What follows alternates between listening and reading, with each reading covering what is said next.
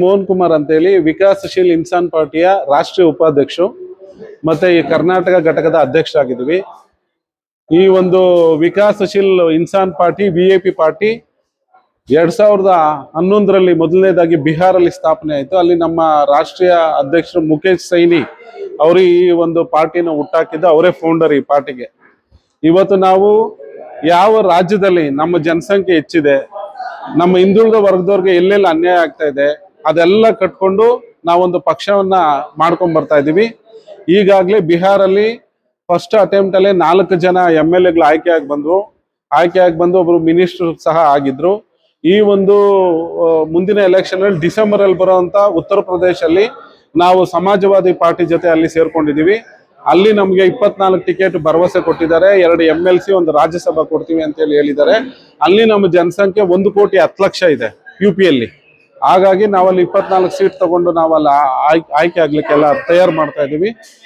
ಮತ್ತೆ ಅದೇ ರೀತಿಯಾಗಿ ಕರ್ನಾಟಕದಲ್ಲಿ ನಾಳೆ ಇದರ ಒಂದು ಯುಗಾರಂಭ ಸಮಾರಂಭ ಮಾಡ್ತಾ ಇದೀವಿ 7ನೇ ತಾರೀಕು ಅಶೋಕ ಹೋಟ್ಲಲ್ಲಿ. ಈಗ ಅಲ್ಲಿ ಕರ್ನಾಟಕದಲ್ಲಿ ಸ್ಟಾರ್ಟ್ ಆಗುತ್ತೆ. ಇಲ್ಲೂ ಸಹ ನಾವೊಂದು 20-25 ಜನ MLAಗಳು ಆರಿಸ್ಬಂದು ನಮ್ಮ ಇಡೀ ಈ ಒಂದು ಮೀನುಗಾರಿಕೆ ಮತ್ತೆ ಒಂದು ಹಿಂದುಳಿದ ವರ್ಗಗಳವರು ಕನ್ಯಾಕುಮಾರಿಯಿಂದ ಹಿಡಿದು ಕಾಶ್ಮೀರ ತನಕ ಇದ್ದೀವಿ ನಾವು. ಇದರಲ್ಲಿ 22ರಿಂದ ಬರೀ ಮೀನುಗಾರರೇ 22 ಕೋಟಿ ಇದೀವಿ ನಾವು. ಅದ್ರ ಜೊತೆಯಲ್ಲಿ ಹಿಂದುಳಿದವರು ಸೇರ್ಕೊಂಡ್ರೆ ಎಲ್ಲಾ ಜಾತಿಗಳು ಸೇರಿ ನಮ್ಗೆ 195 ಜಾತಿಗಳು ಶಕ್ತಿ ನೀಡ್ತಾ ಇದ್ದಾವೆ. ಅದ್ರ ಮಠಾಧೀಶರು ಎಲ್ಲರೂ ನಮ್ಗೆ ಬೆಂಬಲ ಕೊಡ್ತಾ ಇದ್ದಾರೆ.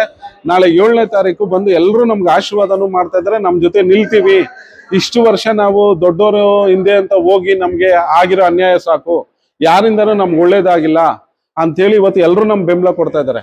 ಈಗ ನೋಡಿ, ಸಿದ್ದರಾಮಣ್ಣವರು ಅತಿ ಹಿಂದುಳಿದ ವರ್ಗ ಹೈಂದ ಅಂತ ಹೇಳಿ ಹೇಳ್ಕೊಂಡು 2 ಸತಿ MLA ಆದ್ರು.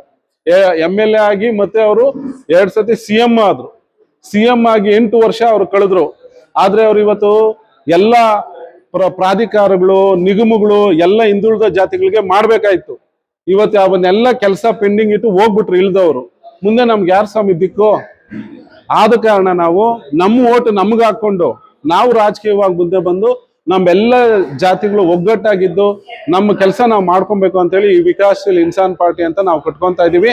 ನಾಳೆ ಅದರ 7ನೇ ತಾರೀಕು ಉದ್ಘಾಟನೆ ಇದೆ ಸ್ವಾಮಿ.